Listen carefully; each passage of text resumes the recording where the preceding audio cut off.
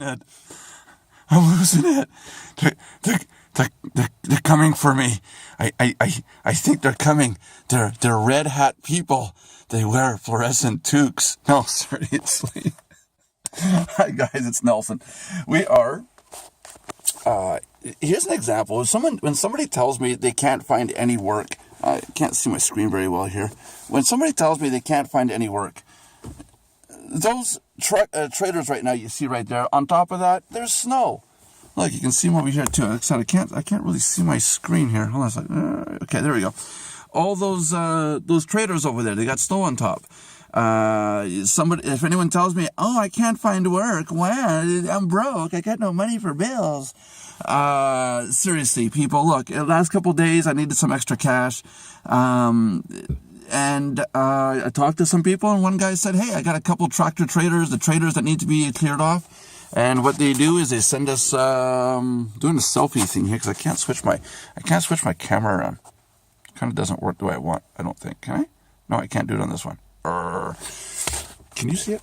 There's a framework right there. You got to climb that, get on top of the trailer, and scrape it off with a shovel. So if anyone tells me from now on, I can't find work, talk to people, find money, do what you have to do to earn some cash. Here, Jackie, you hold the selfie thing, because my arm's not long enough to be a selfie stick.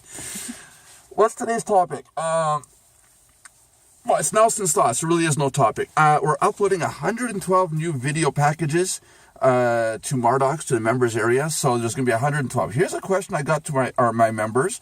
Do we upload all the videos all at one shot, great big burst of videos onto the site, or would it be better to upload one new video package per 3 days over a period of time? Which do you guys think is better? A big burst, 112 new packages, boom, it's all there. Or like every 3 days, 5 days, we upload a video content. So give me your thoughts about that. I'd like to know what you guys think about that. Jackie wants to know if there's anyone that wants to offer her a job. Well, Jackie is willing to go to anyone's house and take care of all their cleaning needs, as long as you feed her and give her a place to sleep, a corner of a room, a corner of the living room with a pillow, maybe a blanket, but feed her, really important. Say hi, Jackie. Hi, Jackie. Duh. That's funny. You said to say hi, Jackie. That is so funny. No, I don't know. Today, I got ticked off because, let's face it, things are tight. And I needed money for gas and for, to do our snow removal. And, it costs $20 every time we go out and we drive a truck around and, go to do our jobs. It costs money. And some clients haven't paid up their entire bills yet. Some have to wait. I got to wait till March. And I was saying, I can either go tell my wife, honey, I need money for gas, or I can just go do a few jobs and earn some extra money. So, no, I talked to a person yesterday, and he said, well, it's one of my neighbors nearby, not the one across the street, but there was one nearby, and he's saying, oh, man, I can't find a job anywhere, but he's a machinist. What's the point of being a machinist if you can't find a job being a machinist? Well, if you're a machinist, you can do any other job than just being a machinist, which means you're very good with your hands. Shovels, snow, clean buildings, car repairs. You're not stuck to just machining. There's a lot of stuff that you can do. I don't know. Who in our group says they can't find any work at all, other than people who are medically unable to go and do work? They're seriously on a medical leave of some sort. But if you're able to work, what job can you do, or what can you invent? Here's an example. A kid. Actually, let's show the perfect example. A kid came along, 11-year-old, and made an invention, and he's selling it now. These cards, without showing my card number, these cards have this little tiny chip on it here, this little gold chip, and a lot of you know that there's people going around with scanners and technology that can detect the signal off of that chip in public without you knowing it. Therefore, now you've got your card number and a whole bunch of information, because it is a wireless signal. When you use it to pay for it, you put your card down. It's supposed to be within a proximity, near frequency connection, or NFC. But if you have a specialized antenna, an RF antenna, you could broadcast a signal, a magnetic field powerful enough, and detect the data off that chip. In fact, I did it with my phone the other day. I took my phone, I passed over it using NFC, and I went, boop, and it showed me the numbers relative to this card. So this 11-year-old came up with the idea. Everyone's complaining on how they're getting ripped off. He was punching papers for a binder to put holes in the binder, and he came up with a device. He came up with a device that it's a square. You put the card in, you smack down your hand down on it, and clunk. After that, you got a hole. You got a square hole in your card. It doesn't damage your card. It does not touch the magnetic strip. You can still take the card and still buy your stuff with it. But anybody passing by cannot detect that chip. And I've seen people pull cards out, and this whole area of the chip is burned because they've taken a lighter and they've melted that part of the card. As long as you don't damage the magnetic strip, you're fine. But nobody can detect that radio frequency. So, 11-year-old came up with an idea. Another 11 or 12-year-old came up with an idea on how to desalinate water, to take salt out of water. Everybody out there has been looking at, well, how do we take the water out of salt? It's like, it's really complicated. You need to use reverse osmosis. The kid came along and discovered a polymer that you can put in the water, and it attaches itself to the particles, including the salt. Only 10% of the water has a sodium molecule attached to it out of all the water. That's what makes it salt water. So if you get rid of the 10% of the water that is attached to a salt molecule, you've got 90% of the water that's free of salt. He showed that you can put a polymer in the water, wait about 5 minutes, siphon off the top layer of water, and you can drink it perfectly fine.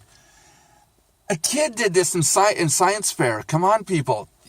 Again, people that say I can't find work. I don't know where to find work. I don't know how to get any money. Sit down with a pad and paper and write down all your skills and start thinking and start talking to people. Forget the newspapers and internet. Start talking to people one-on-one and say, hey, I'm looking for work. Here's what I can do. What do you think about that, Jackie? You have to open your mouth and speak while you think. This part's Jackie's thoughts. Yeah. My thoughts are random and jumbled. Well, let's spit them out. What do you think about finding work and these people that say they can't find work? And you have to point the camera at yourself when you talk.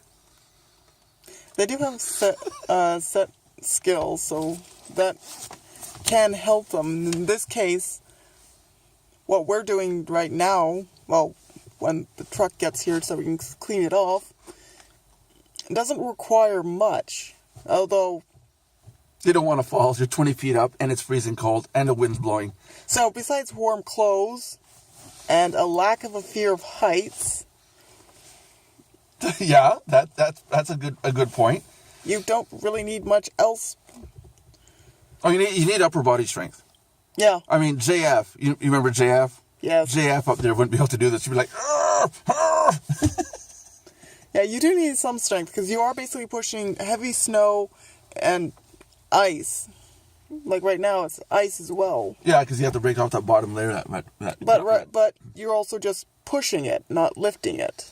Yeah, you just push off the side. It's so easy, But again, talking to people, got a job. Yesterday we had a transport job. Okay, that cost gas. Well, half of it went into gas.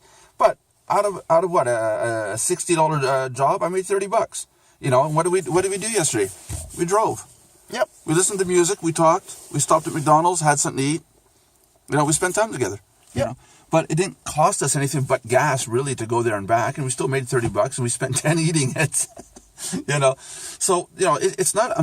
We're not looking for huge amounts of money, but when you need cash, like for gas or stuff like that, find odds and end jobs. Find out if your neighbors need their walkway shoveled or their lawn cut, or there's an easy $20 a cut, $25. Carrie Foster tells me she charges, I think, $35 per lawn per cut.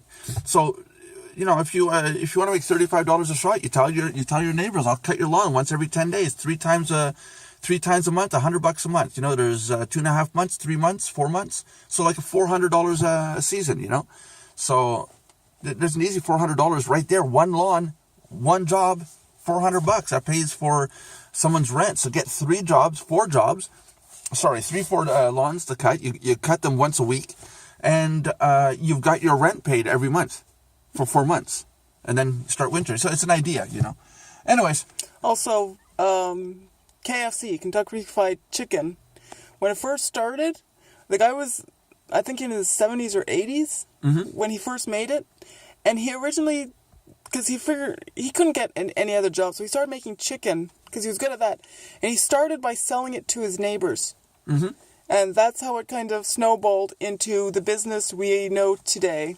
Yeah, that's it. That's it. Sometimes you get into a job, you don't even realize that's the job you want to do.